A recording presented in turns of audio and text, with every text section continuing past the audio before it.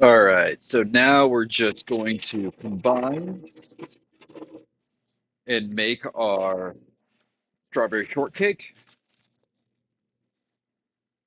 So first we're going to take our little shortcake, our little biscuit, just going to cut it in half. It's nice and flaky and moist. Put that guy down. Take some of our creme anglaise. It's nice and thick now.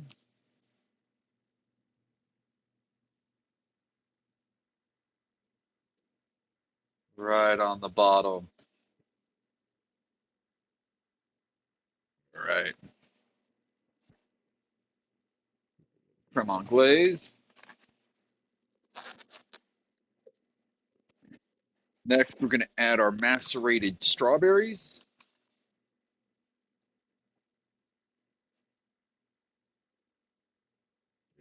Right. Want just a nice glob of strawberry, make it look pretty. And we're going to top that